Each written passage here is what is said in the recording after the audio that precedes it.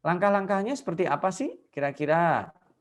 Kita bisa tahu menjelaskan periodisasi ayat, kemudian hubungan ayat dengan ayat sebelumnya, kemudian ini ada sababun nuzulnya dari riwayat tentunya ya, apa tidak, kemudian menjelaskan lagi mufradatnya ya, vocabulary-nya ya. Misalnya alhamdulillahirabbil alamin, alhamdu itu maknanya apa?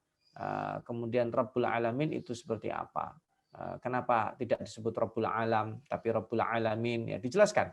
Nah itu disebut pendekatan tahlili ya. Kemudian mengurai kandungan umumnya, lalu kemudian menggali hukum-hukum yang terkait dengan itu jika ada. Karena tidak semua ayat di dalam Al-Quran berbicara tentang ayat hukum. Nah, kelebihan metode ini karena ini metode tua dan ini metode yang paling banyak digunakan para pakar tafsir, mufassir. Metode ini nanti juga memiliki corak orientasi itijah yang digunakan oleh orang sesuai dengan latar belakang. Nanti ada corak hukum, ada corak bahasa, nanti ada corak pemikiran dan lain sebagainya. Nah, dengan metode ini mufasir memungkinkan untuk memberi ulasan secara detail atau secara ringkas pendek saja. Jadi bisa menggunakan itu. Sekalipun ringkas tapi dia ringkasnya itu tetap memenuhi unsur tadi itu. Terperinci ya.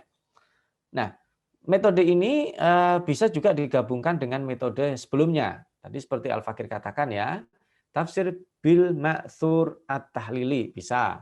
Tafsir bir ra'yi at-tahlili bisa. Karena kalau tadi itu berdasarkan sumbernya, ini berdasarkan mengolah sumber ya.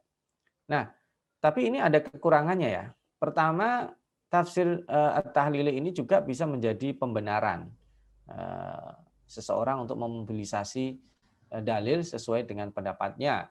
Yang kedua, ini menjadi kurang tuntas dalam menjawab permasalahan yang dihadapi masyarakat karena dia detail banyak sekali. Sementara masyarakat itu perlu tafsir tematik. Ini nanti dalam perkembangannya berikutnya ya. Kalau tadi tafsir tertua itu bil ma'thur, baru kemudian berra'yi, maka tafsir tahlil itu paling tua caranya. Tapi ternyata ini tidak memberi jawaban tuntas terhadap permasalahan. Contoh Al-Fakir melakukan kajian ya, dari sejak 2013 dulu Al-Fakir punya kajian secara pendekatan tahlili, terus saja dari awal sampai akhir.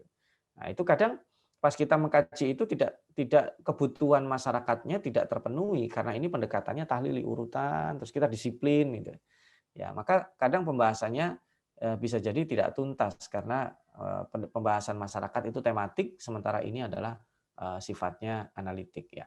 Kemudian kehilangan fokus karena yang dibahas harus terlalu banyak dan bisa bertele-tele dan dipastikan kalau tafsir itu kalau dibuat dalam bentuk buku, bukunya pasti berjilid-jilid karena memang yang dibahas banyak sehingga kurang menjawab kebutuhan yang ada secara tematik. Maka inilah kelemahan tafsir Talili.